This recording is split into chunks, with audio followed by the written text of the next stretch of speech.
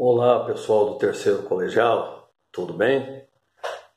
Estamos aqui com saudades de vocês, meio que confinado aqui dentro desse escritório, olhando aqui pela janela, os pássaros, as borboletas, e o mundo aí fora não parou. Interessante, né? Então, também eles não pegam o coronavírus, eu espero. Assim como nós, né? Eu na faixa de risco, 60 anos ou mais, eu tenho que me precaver, tenho que obedecer às autoridades e dessa forma tocar a vida da melhor maneira possível. Nós estamos aqui para uma aulinha bastante rápida, né, de sociologia, entendendo que essa matéria nos vestibulares ela te auxilia muito na compreensão de outras matérias. Não é verdade? Você estudando sociologia aqui no colégio, aqui com a gente, você tem chance bastante grande de compreender matérias como a história, como a geografia, as situações aí da arte, né? Então a sociologia é uma matéria que talvez possa até não ser aquela matéria direta ali no vestibular, mas ela vai te dar uma ampla capacidade de visão das outras disciplinas. É uma matéria que eu considero o peão, onde as outras possam girar juntas. É uma matéria de conexão. Tenha sempre isso em mente, que é o que a gente vem falando, né, durante as aulas já.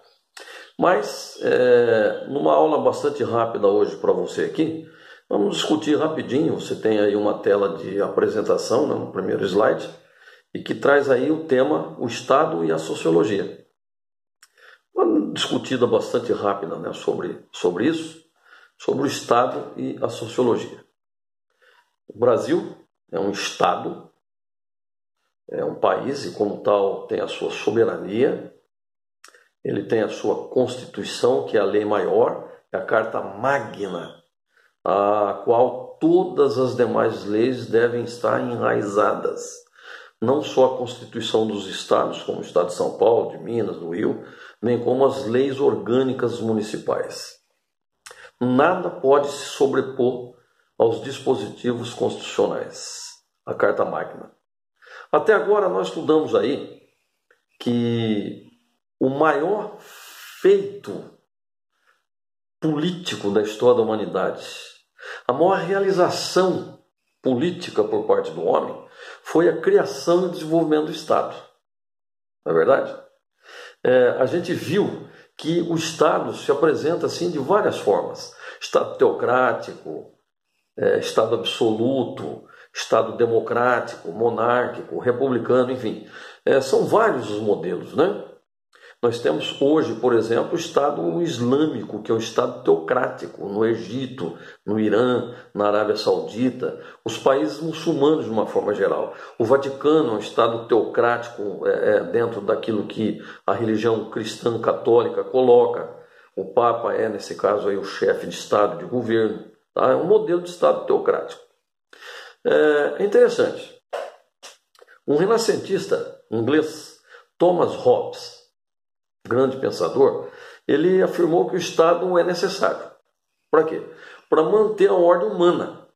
Sabe por quê? Porque ele afirmava que os homens, na verdade, eles se detestam mutuamente. Isto é, você não quer estar ao lado de alguém. Você não gosta daquele alguém.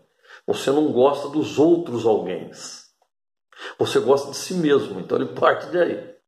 E por isso há um conflito natural que leva os homens a não aceitarem-se mutuamente, a não aceitarem uns aos outros. É o que ele trata, né? Eles se detestam mutuamente. Isso é, os mais fortes, isso num passado longínquo, pelo uso da violência, o que eles fizeram? Eles conseguiram assumir o poder.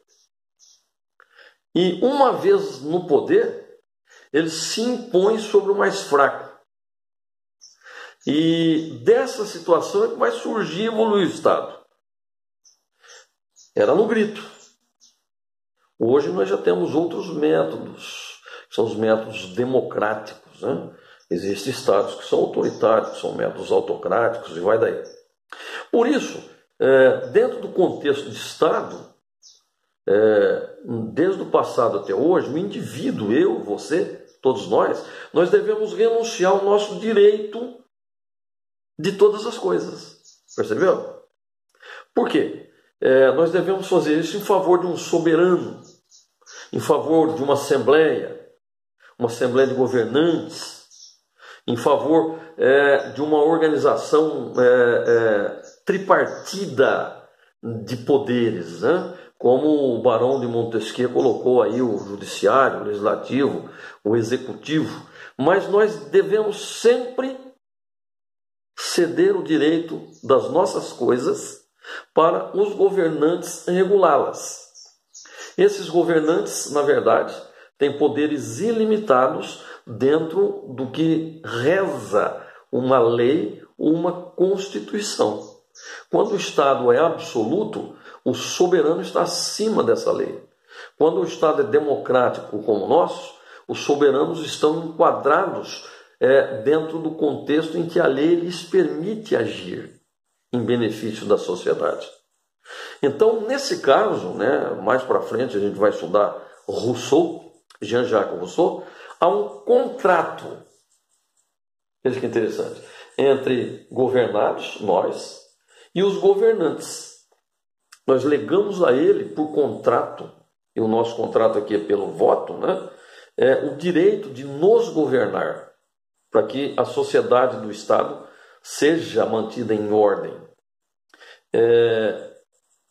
Os governados, nesse caso, renunciam nós como governados, às nossas liberdades, em favor dos governantes que aplicam uma lei. É assim o funcionamento do Estado, que Hobbes colocou durante a época em que viveu, a época renascentista. No segundo slide, a gente tem aí que o iluminismo, que é uma filosofia que vem dos séculos 17 para 18, ele vai trazer ao mundo novas concepções de liberdade, de igualdade.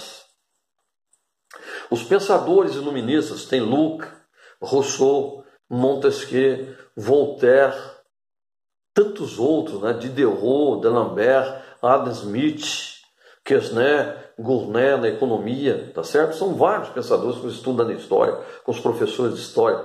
Eles acreditavam que o homem, por ser racional, ele seria livre e seria dono dos seus próprios passos, sem imposições religiosas, sem tiranias sociais, sem tiranias políticas.